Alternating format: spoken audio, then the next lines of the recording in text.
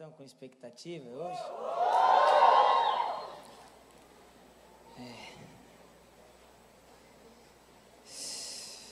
Eu estou com expectativa.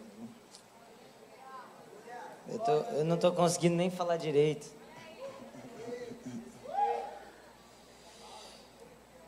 Da outra vez a gente queimou um pouquinho, né? Pouquinho, né? Vocês estavam meio cansados. Vamos orar rapidinho comigo? Jesus, nós te amamos, nós te bendizemos.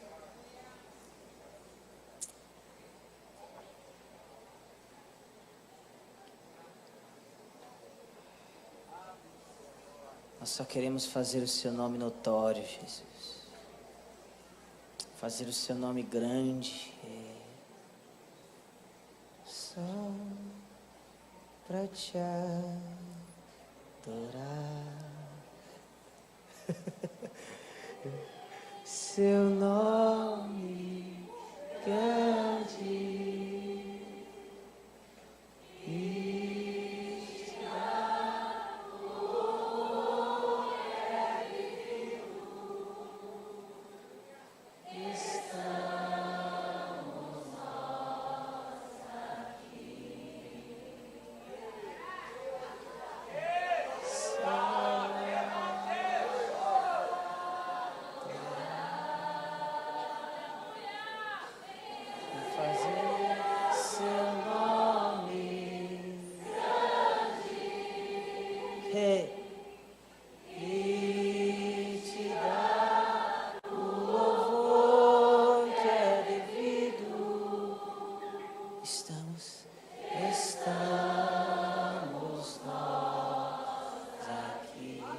Estamos nós aqui, estamos nós aqui. Vamos de novo só para te adorar. Só para te adorar. E fazer seu nome.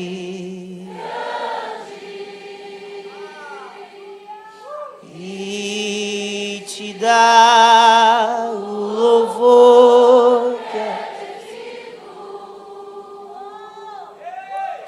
Estamos nós aqui. Estamos nós aqui. Só pra te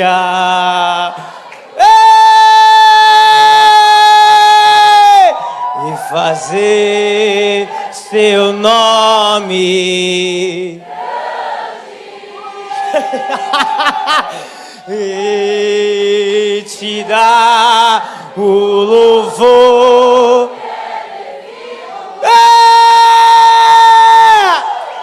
Estamos nós aqui. Estamos nós.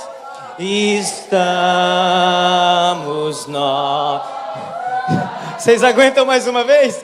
Só pra...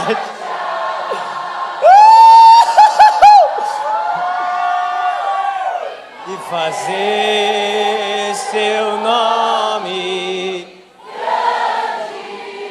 e te dar o louvor. Estamos nós aqui. Estamos nós aqui.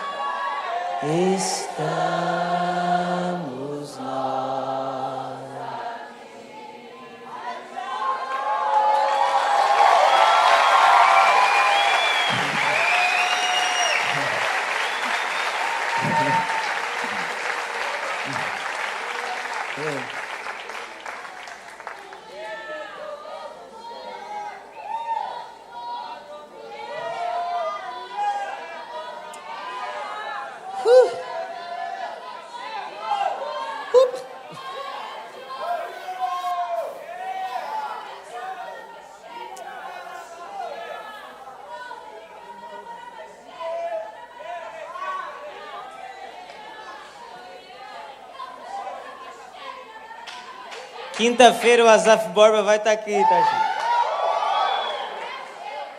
É sério, não é mentira, não. É sério.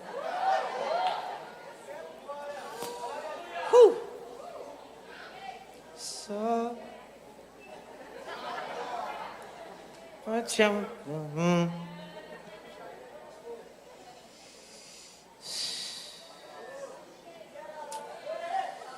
Sabe, eu tenho sido levado por Jesus nesses dias a pregar as coisas do começo, sabe? As coisas elementares. Eu acho que talvez a gente tenha se perdido um pouquinho em o que é ser igreja, e não que eu tenha muita autoridade para falar sobre isso, mas eu faço parte dela, então eu tenho direito. Amém? Amém. Bom, vocês estão ainda aqui? Gente, eu vou falar bem calminho hoje, talvez. Primeiro que eu estou sendo tocado por Jesus. Segundo que eu não sei, meu corpo não está muito bem hoje, então se puder estender suas mãos e orar rapidinho por mim. Mas a porcentagem é mais Jesus mesmo. Mas o ano passado foi um ano, entre aspas, bem difícil para mim. Foi um ano que eu consegui bastante coisa, fui longe, aos olhos das pessoas eu fui mais longe do que antes, né? Ganhei mais visibilidade, essas coisas. Mas não se engane, eu não comecei o ano passado.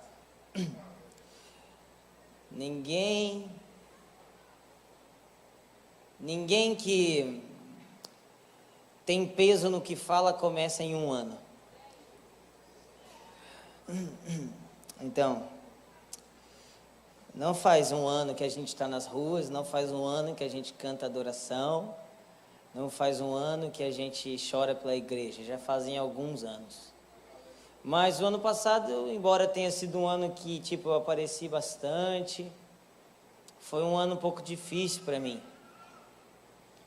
Porque Jesus pediu para eu ficar longe do One, que é minha igreja, que é onde eu pastoreio. E eu passei um tempo escondido. Inclusive, quando eu vim para cá, eu tinha acabado de entrar nesse tempo.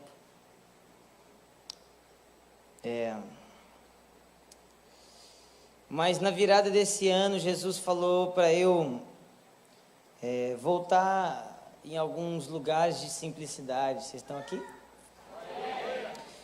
Eu acho que é um tempo no Brasil de mensagem simples. E não digo simplista, eu digo simples. Não é que é raso, é simples.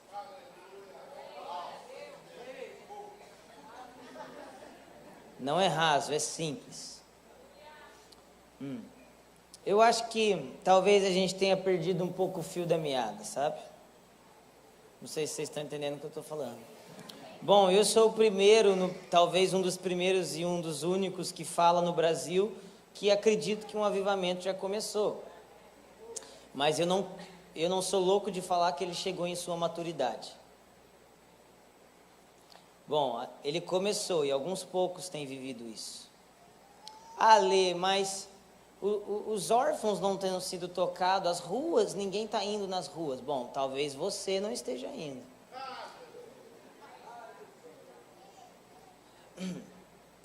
Você está vendo que eu tô doce, né? Tô bonzinho, né? Eu vou ser bonzinho, mas eu não vou deixar de falar nada. Pode ser?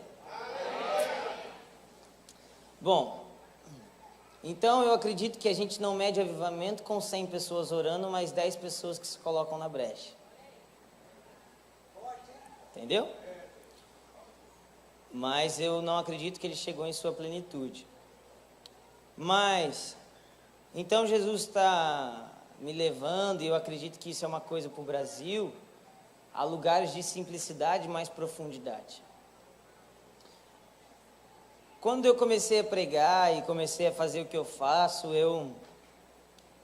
basicamente pregava uma coisa. Salmo 51, versículo 17. Um coração quebrantado e contrito. Bom, eu só pregava isso, cara. Eu só falava disso. E eu participava de uma reunião na faculdade. E a única coisa que eu queria era adorar Jesus e chorar nos pés de Jesus. Mas então, um dia Jesus me falou: Alê, tem muita gente para ser cuidada, cara. Tem muita gente que precisa de pastoreio. Você poderia soltar seu violão um pouquinho por amor a mim? Bom, agora eu não quero pegar o violão. Essa é a verdade. Se vocês conhecessem a minha esposa e um dia ela vai vir aqui, que eu quero trazer ela aqui comigo para vocês verem. Se vocês conhecessem ela, ela testificaria de que eu não gosto muito de fazer adoração, assim. Porque eu perdi um pouco o brilho. Mas, o que eu quero falar com vocês? Eu, nessa primeira parte, eu vou ser rápido, tá? E depois eu vou... Pode ser? Mas, então, pensa no seguinte. Um dia, Deus fez um jardim. E a Bíblia diz que Ele colocou o jardim no Éden. Depois você vê isso. Isso é bom. Ele colocou o jardim no Éden. Não vou pregar isso hoje não. E Ele colocou o homem e a mulher lá. E Ele se relacionava com o homem e com a mulher. Mas então o homem e a mulher perderam isso. Amém? Todo mundo sabe? Tipo escola dominical. O homenzinho e a mulherzinha se perderam. Então, Deus profetizou a respeito de seu filho, que o menino que nascer de você vai pisar a cabeça da serpente. Então, preste atenção, não foram homens que profetizaram a vinda de Jesus, foi o próprio Deus em Gênesis 3, eu acho. O próprio Deus falou a respeito da vinda de Jesus. Então, Jesus aparece como Isaías 9, um filho nos deu. E Isaías 53, e sofreu, homem de dores, amém? Amém? Amém. Em 1 João, capítulo 3, versículo 1, 2, 3, fala, olha, com grande amor o Pai nos concedeu, alguma coisa assim, sermos chamados filhos de Deus. Bom, a primeira heresia que eu queria falar com vocês aqui hoje é que Jesus não veio, presta atenção, o propósito maior de Jesus não é te tirar do inferno.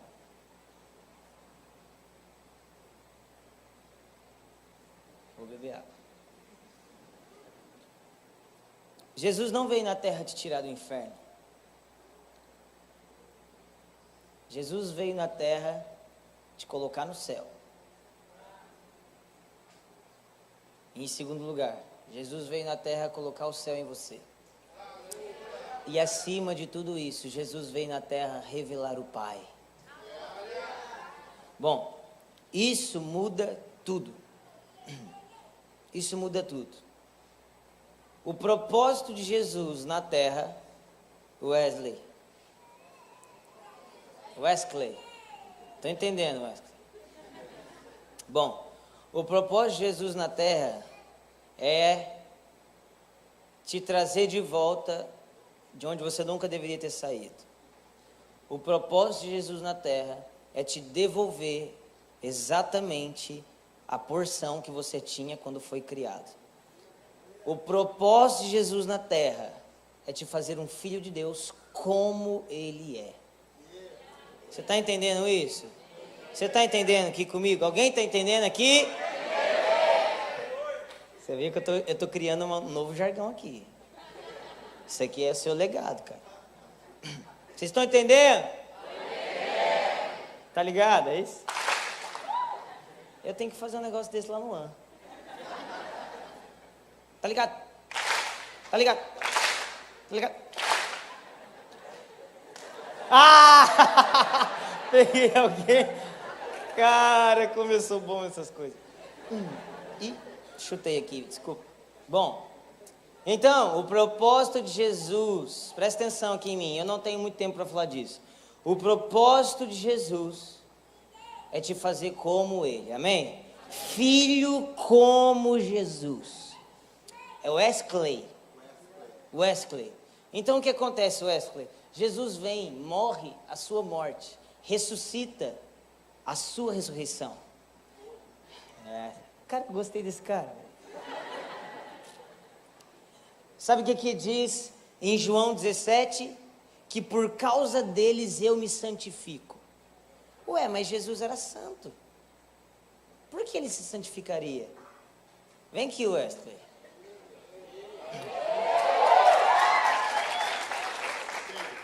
Rapaz, eu gosto de gente que tem fome, você tá ligado?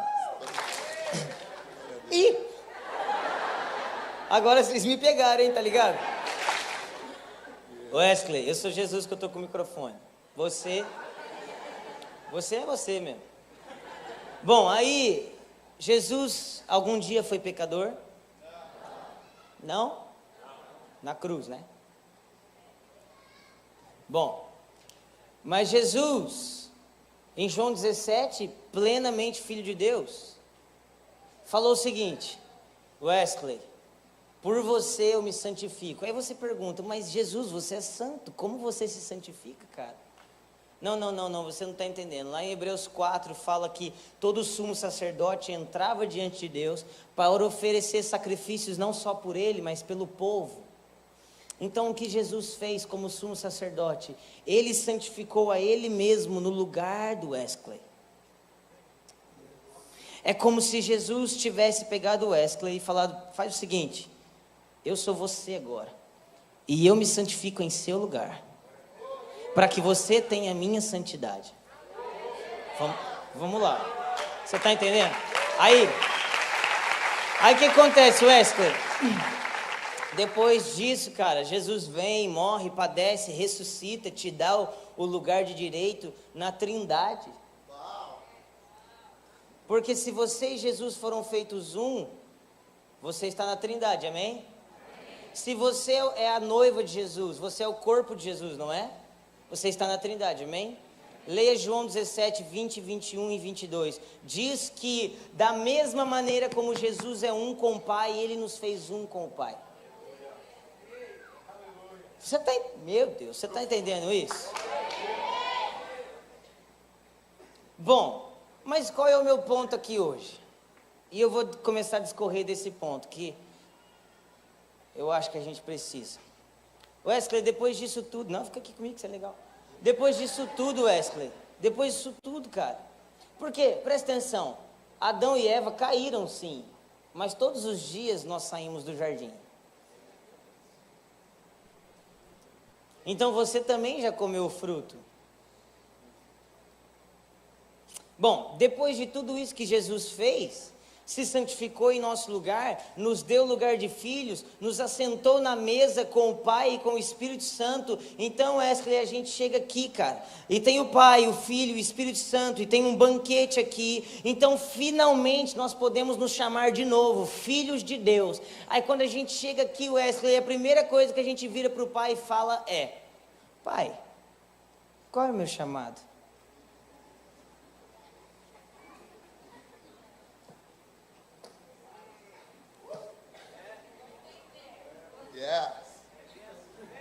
Bom, Jesus pagou o preço para te colocar ali e você já quer sair, cara.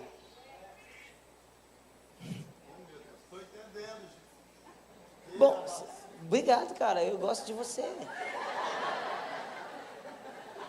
Bom, então Jesus pagou o preço para te dar um lugar de unidade. Você não quer o lugar de unidade, você só quer o lugar de me dar minha agenda e me envia.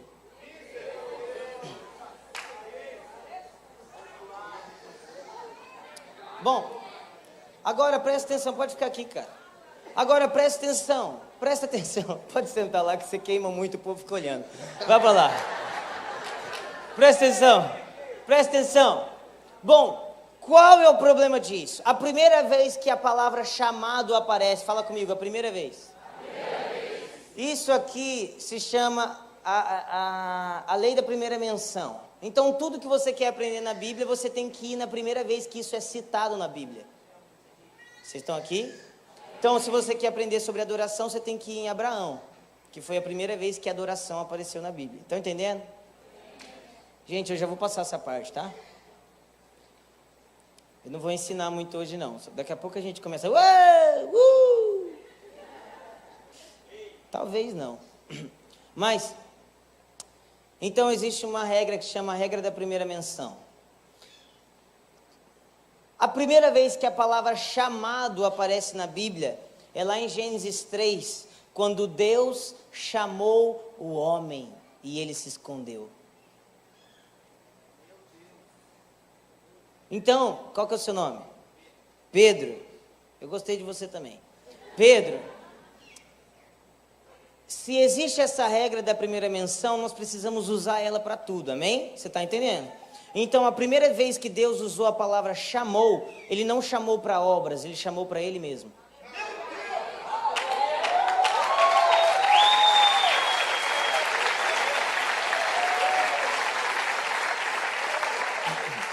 Então, e a primeira vez que a palavra chamado apareceu, foi para chamar o homem de volta à presença. Bom, Ali, por que você está falando isso? Eu estou falando isso por causa do seguinte: eu acredito que nós estamos construindo igreja em cima do alicerce errado.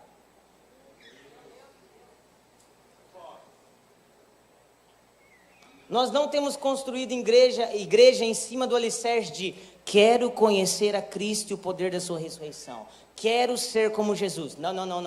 Nós não temos construído igreja como Jesus nos deu um lugar e esse lugar já nos basta. Sabe como nós temos construído igreja? Vem, o seu chamado é grande. Bom, aí sabe o que acontece? As igrejas inflam de pessoas que querem lugar em ministério. Chega uma hora que não cabe mais, a igreja perde o propósito e morre.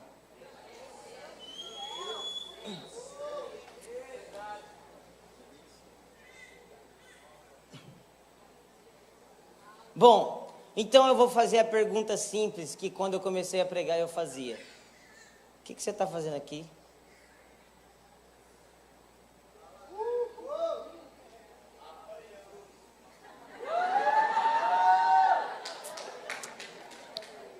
Agora eu quero deixar bem claro que eu não sou contra chamado. Na verdade, nessa palavra de hoje eu não quero usar chamado, eu quero usar vocação, porque eu acredito que essa é a palavra certa. Mas tudo bem, tá bom? Falar chamado, tá tudo bem. Então, eu não sou contra a vocação, eu tenho uma vocação para o louvor. E um dia eu recebi várias palavras que um dia eu tocaria louvor. E falaria, e minhas músicas seriam tocadas nas nações. Agora, eu tenho uma pergunta: quantos ministros de louvor tem aqui? Levanta a mão. Ministro de louvor, levanta a mão, vai lá, gente. Vamos lá. Algum dia você já recebeu uma palavra de que você seria um cara poderoso? Levanta, pode sacudir assim, sem vergonha.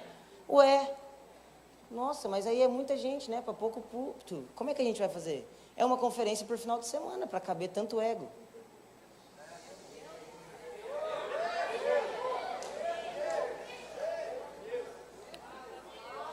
Bom, será que a gente não seria grande em Deus e menor no púlpito?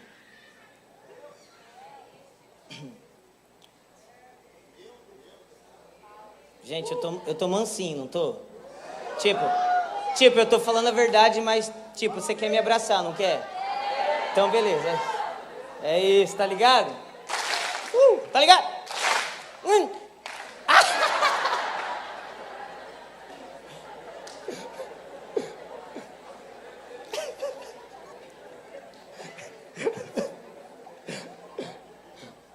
Cara, de verdade, a minha vontade era deitar aqui e ficar orando em línguas meia hora. Para com isso, rapaz, isso não é bom. Isso não edifica a igreja. Hoje eu tô que tô, né? Depois o Davi vai me xingar. E a Bruna vai me mandar mensagem: meu amor, eu tava assistindo, você tava terrível. Você vai viajar mais, para com isso. Brincadeira, gente, ela não faz isso não. Ou faz, ou não, ou faz. que eu tava... Lembrei. Bom, então, meus amigos, nós temos substituído vocação com chamado. Nós fomos chamados a conhecer a Cristo, o poder da ressurreição. Nós somos chamados para ser uma igreja gloriosa. Nós somos chamados para ser a noiva de Cristo. Nós somos chamados para sermos satisfeitos em Deus. Nós somos chamados para crescer nele. Nós somos chamados para frutificar nele. E nós temos vocações que servem à igreja para crescer nele. Entendeu? Então presta atenção, Jesus não morreu na cruz para te fazer pastor.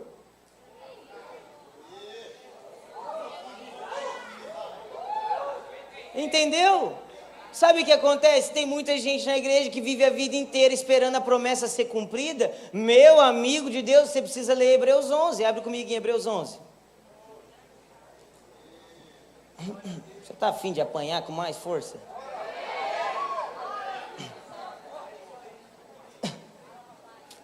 Gente, eu estou aqui, eu sou apenas um cara que vem servir a igreja, entende? Então, tipo assim, quando eu chego, eu tenho algo que Jesus falou comigo, mas normalmente eu vou sentindo que a igreja está precisando e eu vou servindo isso. Amém? Amém? Vocês estão entendendo isso? Eu acho que vocês estão precisando disso um pouquinho.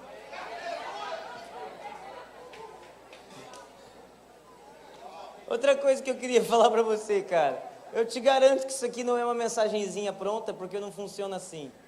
Amém? E eu também não peguei no Google lá 500 esboços para pregar. Hebreus 8, versículo 38. Não, desculpa, Hebreus 11, perdão, gente, calma aí. Hebreus 11, versículo 39, falei tudo errado, velho. Hebreus 11, versículo 39. Ora, todos esses, apesar de terem sido aprovados por Deus, fala comigo, aprovados por Deus. Eu não sei quem estava aqui no 24 horas de adoração e quem lembra da palavra, mas eu falei sobre ser aprovado em Deus. Onde eu estava mesmo? Aprovados por Deus por meio da fé. Não presenciaram a concretização do que ele havia prometido. Ponto. Sabe de quem que ele está falando? Ele não está falando do Zezinho não, filhão. Ele está falando de Abraão. Está falando de Moisés. Está falando de Enoque. Está falando de Davi. Sabe o que a Bíblia está falando? Que esses homens morreram sem ver a promessa ser cumprida. Sabe aquela história de que você não vai morrer? Bom, né? Eu vou falar igual os pastores falam, não fui eu, foi a Bíblia. Pode acelerar, irmão, tem muita promessa aqui, ninguém vai morrer, não. Morre. Morre. Morre sim. Morre. Bom, gente, a promessa não é para você, a promessa é para o povo. A promessa não é para você, a promessa é para a terra. Filho de Deus não precisa de promessa.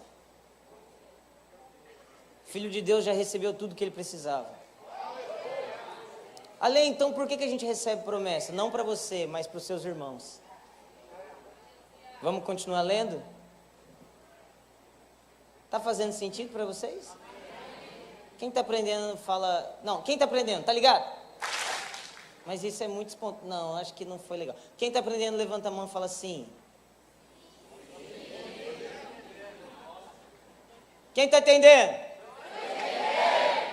Holy is the Father. Presta atenção. 40, versículo 40.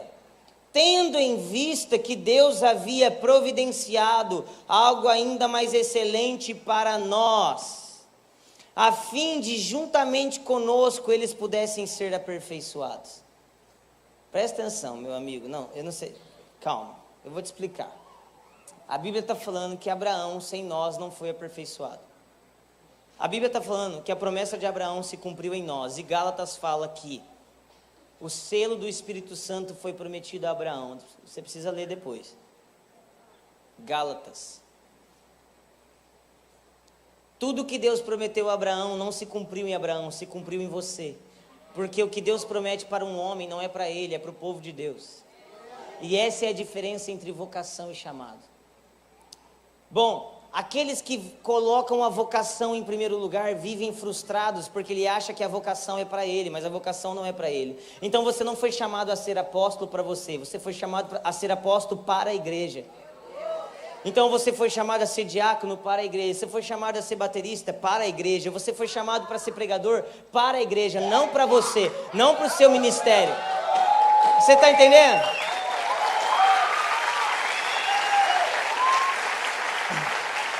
Alguém está me entendendo? Então o que acontece? Quando nós construímos uma igreja em cima de vocação, essa igreja fica vazia, sabe por quê? As pessoas não têm fome por Deus. Sabe por quê? Elas buscam a Deus para ter a vocação. Buscam a Deus para ter resposta. Ah, irmão, passei 50 dias no monte, Deus me deu uma música. Ah, irmão, passei 50 dias no monte, Deus me falou a pregação. Bom, você deveria ter passado 50 dias no monte e Deus ter te falado um pouquinho mais do caráter que você não tem. Porque a próxima pregação está na Bíblia. Basta você ler ela.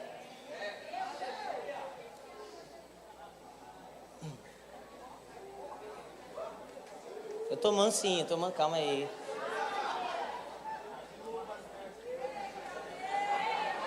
Se vocês quiserem, eu danço um balé. Eu fiz balé já, velho. A galera não acredita.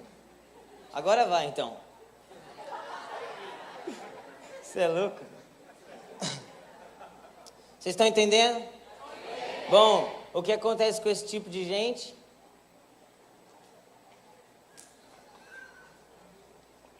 Esse tipo de gente é aquele pessoal em Apocalipse que não são frio nem quente.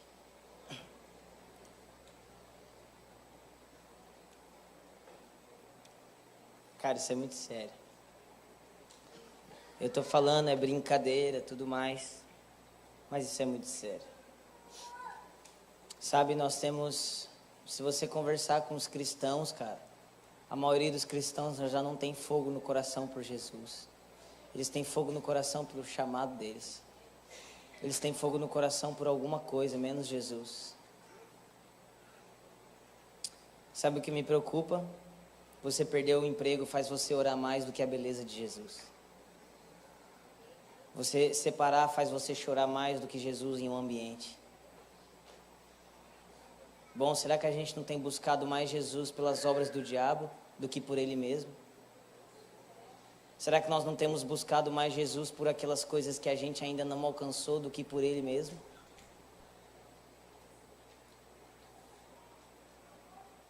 Vocês estão entendendo que eu não sou contra essas coisas? Vocês estão entendendo? Não sou contra isso, mas por favor, vamos colocar isso no lugar. Vamos colocar isso no lugar.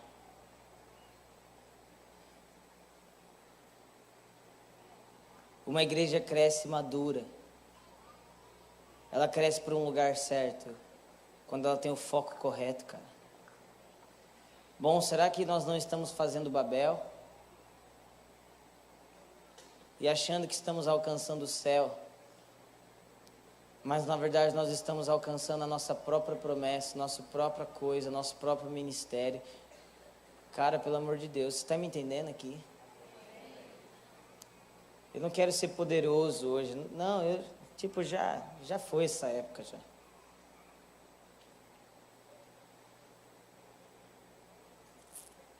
Eu só quero te alertar, cara. Porque os mornos serão vomitados.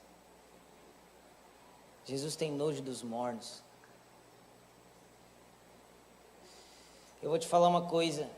As nossas mensagens têm ficado fraquinhazinhas. A gente tem medo de falar a verdade para o povo. Alguém que jejua demais virou desequilibrado, mas depois de algum tempo as pessoas querem aprender com ele.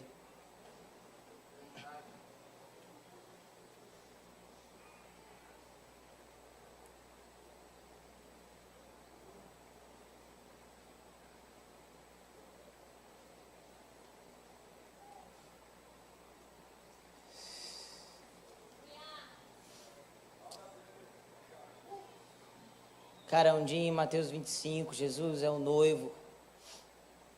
Então tem 10 virgens, fala comigo, 10 virgens. 10 virgens fala que todas elas já eram virgens. Então provavelmente todas elas já eram salvas, tem uma linha que acredita nisso. Mas eu não quero entrar nisso hoje. Eu só quero falar que tinham 5 prudentes e 5 que eram tolas. Vocês estão aqui? Estão mesmo? Sabe o que Jesus fala? Aparta-te de mim que eu não te conheço. Eu quero te falar uma heresia das quentes hoje. Jesus não conhece tudo. Jesus sabe tudo. Sabe, a primeira vez que a palavra conhecer aparece é quando Adão coabitou com Eva. Essa palavra no hebraico é yadar. E depois aparece em Jeremias, eu te conheci no ventre da sua mãe. Deus conhece algumas pessoas, cara. Você está entendendo o que eu quero falar? Você está entendendo mesmo o que eu quero falar? Para você não falar que eu sou herege. Está entendendo o que eu quero falar? Deus sabe todas as coisas, talvez Ele saiba quem você é, saiba os seus fios de cabelo, saiba tudo de você, saiba as suas obras, saiba o quanto você tem corrido a nação, o quanto você não tem, o quanto você tem servido, o quanto você tem arrumado a cadeira, o quanto você é um cara legal, o quanto você tem o dom para isso, o quanto você tem o dom para aquilo, mas sabe de uma coisa? Ele talvez não te conheça. Talvez você não se relacione intimamente com o Senhor. Yadar, cara, é coabitar com o Senhor. Presta atenção, não estou falando de sexo. Se você pensou nisso, você está doente na alma. Eu estou falando de conhecer intimamente o Senhor. Conhecer intimamente o Senhor. Bom, hoje em dia, se você falar de púlpito que você viu Jesus em carne, é um escândalo, mas o que fez a igreja primitiva alcançar os níveis que ela alcançou, é porque eles viram Jesus em carne.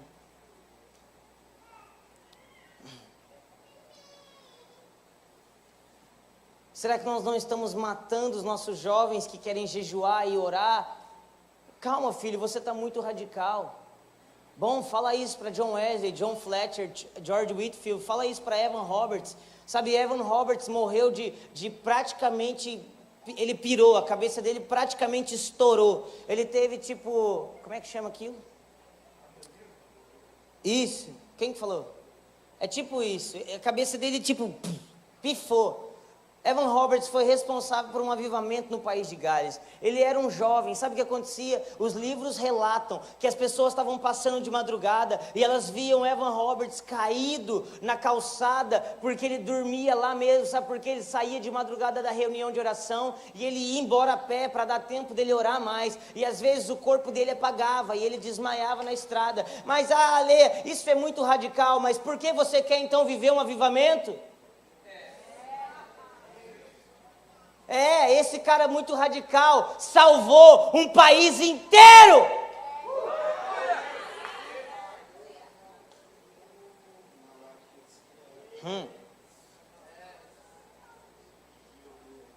Um país inteiro, meu amigo. Um país inteiro foi tocado por esse cara. O homem que orava. Eu quero ser conhecido como o homem que faz alguma coisa para Deus. Sabe, no final do ano agora eu vi o Asaf Borba. E depois de não sei quantos anos de ministério, ele estava tocando e no meio ele falou, sabe, eu queria ser conhecido como amigo de Deus. Eu esqueci, eu não lembro mais o resto, eu deitei no chão, comecei a chorar, velho. Porque você entende quão profunda a oração desse cara. Depois de tantos anos de ministério, depois de ter tocado tanto, depois de ter rodado tanto, um cara que ainda permanece no mesmo lugar, puro, cara, não foi comprado, as canções dele continuam novas, as canções dele continuam tendo óleo, e ele continua cantando a mesma coisa. Quero ser amigo de Deus.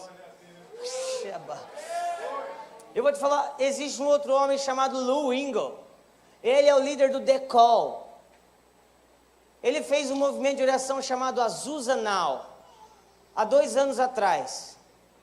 Bom, mas eu vi um documentário do Lou Engle, é um careca americano com bigodão assim, ele fala assim,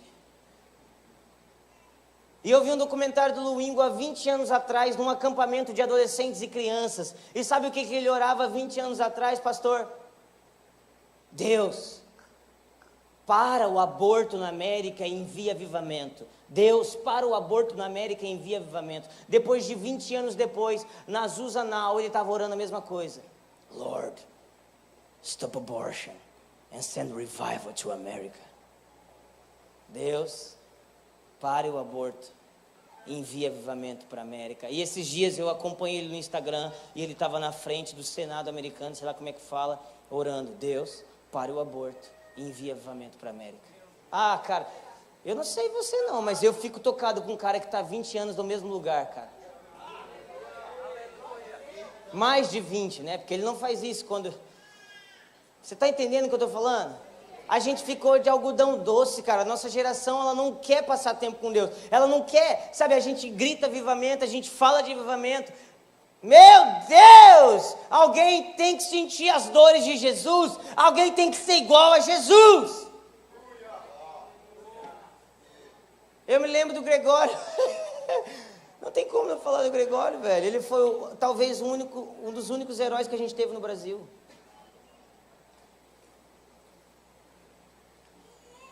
Eu lembro do Gregório, uma das coisas que mais me impactou nele, eu estava uma vez assistindo ele pela internet, e ele falou, cara, quem aqui quer avivamento? Aí todo mundo, uau! Você conhece John Wesley? Você conhece George Whitefield?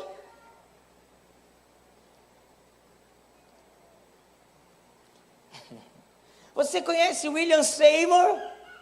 E aí os jovens foram abaixando a mão. Então você não quer avivamento, você nem sabe a história do avivamento.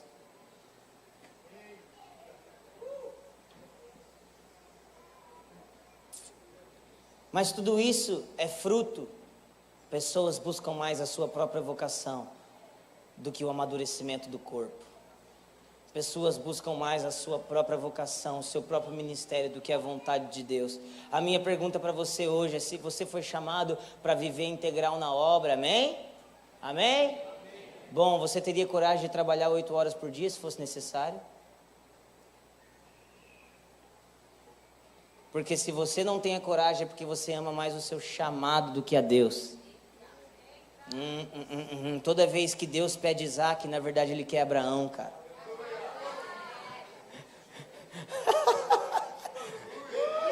Meus amigos. Meus amigos. Meus amigos.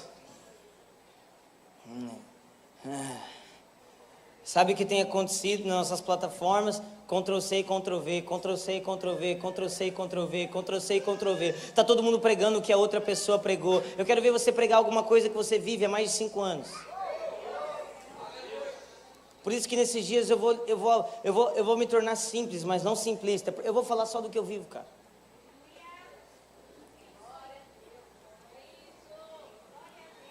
Eu não sou um grande cara, mas eu posso falar. Não tem nada que roube meu coração de Jesus. Nada, nada, nada, nada. Eu não amo isso aqui não, cara. Eu não amo isso aqui não. Sabe de uma coisa? No dia 20 de janeiro, amanhã, mais de 100 pessoas do AN, 150 mais ou menos, jovens do AN, deram o seu sábado para passar o sábado inteiro de jejum e oração pregando o evangelho na Lapa. Mas sabe de uma coisa? Não é só do AN, é do Brasil inteiro. Outros líderes estão na Lapa de jejum e oração, montaram um lugar para quê? Para clamar pelo Senhor e pregar o evangelho nas ruas.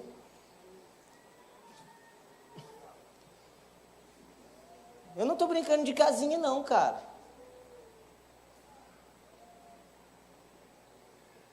Eu não estou brincando de casinha, não. Você sabe por que eu cortei o cabelo? Porque estava um tanto de bobo, deixando o cabelo crescer, achando que ia cantar do mesmo jeito, fazer do mesmo jeito. Um tanto de bobo, parecendo um rebelde nas igrejas. Presta atenção, eu nunca fui rebelde, cara, você que é.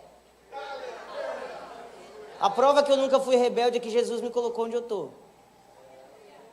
Porque Jesus não aprova rebeldes.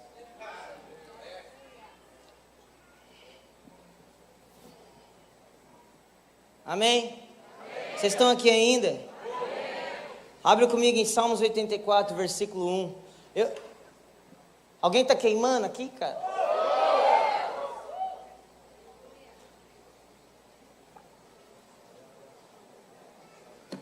Eita. Show. Sabe? Se depois puder cortar essa parte que eu vou falar agora, tá? Tá ao vivo? Tá ao vivo? Tá, depois, pessoal, essa parte que vocês cortam. Tá bom? Um aviso aí. Não é nada demais, é que eu só não gosto. Presta atenção, eu não estou pedindo dinheiro, tá? Vocês estão entendendo? Não, fala, eu estou entendendo. Vocês estão entendendo? Tá ligado?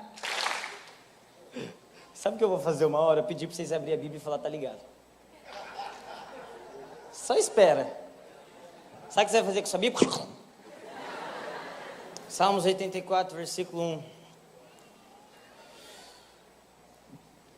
Quão amável são os tabernáculos, são os teus tabernáculos, ó Senhor dos exércitos. A minha alma suspira, sim, desfalece pelos átrios do Senhor. O meu coração e minha carne clamam pelo Deus vivo.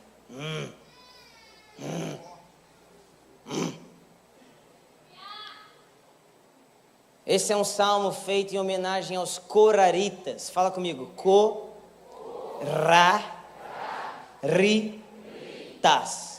Bom, existiam os coatitas e os coraritas.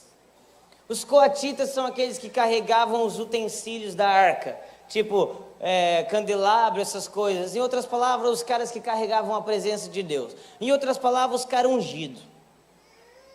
E os coraritas eram filhos de Corá. E Corá, lá no tempo de Moisés, foi um rebelde. E ele se levantou e falou: Moisés e Arão estão liderando o povo para o bem deles. Vamos derrubar eles. Sabe o que aconteceu?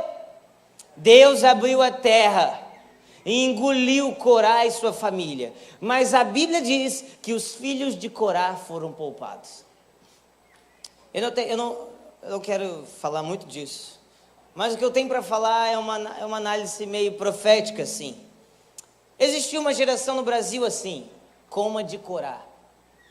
Eles viram alguns líderes verdadeiros, mas eles queriam se levantar contra esses líderes. Então, há 20, 30, talvez 15 anos atrás, nunca se houve tanta divisão na igreja, porque existiam vários Corás. Todo mundo queria a própria igreja. Sabe o que aconteceu com esses caras? Eles até montaram uma igreja, mas Deus engoliu a voz deles. Mas Deus poupou os filhos. Fala comigo, os filhos. E os filhos somos nós.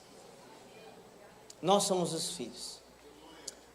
E esse salmo é feito em homenagem aos coraritas, sabe por quê? Foi dado aos coraritas o direito de ficar na porta do templo. Os coraritas, cara, eles ficavam na porta do templo, eles vigiavam o templo de Deus. Sabe aquela palavra assim, melhor é um dia em teus átrios do que 1000 dias em outro lugar? Quem já ouviu isso? Bom, não foi Davi, meus amigos, foram os coraritas. Filhos de uma geração rebelde, mas que se levantaram em tanta devoção, que agora guardam o templo. Ah, não, pelo amor de Deus, cara, eu preciso achar alguém que está queimando aqui. E eles falam quão amáveis são o tabernáculo do Senhor. A minha carne e a minha alma, fala comigo, a minha carne. A carne dos caras clamava por Deus. Você não sabe o que é nível de paixão se você ainda luta com um pecadinho.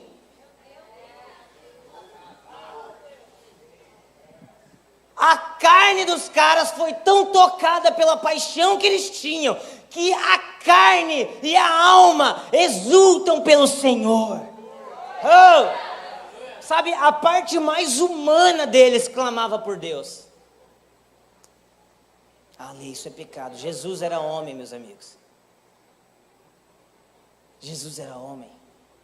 E Jesus amava a Deus com toda força, com tudo o que ele sabia, com tudo que ele tinha. Vamos lá, tem alguém aqui? Vamos lá, tem alguém aqui? Coraritas. E a eles, pastor, foi dado o direito de apenas ficar na porta do templo. Mas Hebreus diz, nós podemos adentrar confiadamente diante do trono da graça.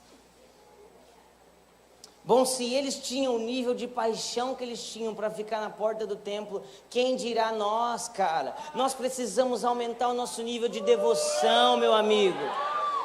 Eu me lembro de um cara que para mim é um dos mais parecidos com Jesus que eu conheço, o nome dele é Gabriel Cantarino. E eu me lembro de dias que ele jejuava dias, você entendeu?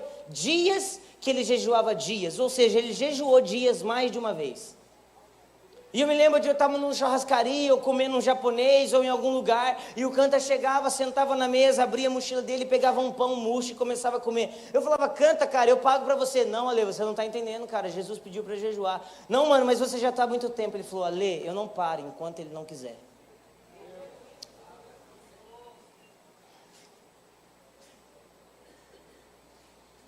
Eu já peguei o Cantarino na enfermaria do Mackenzie, cara.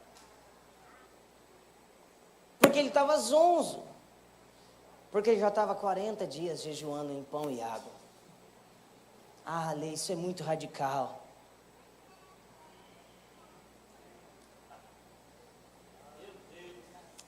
Então por que as pessoas querem aprender com ele?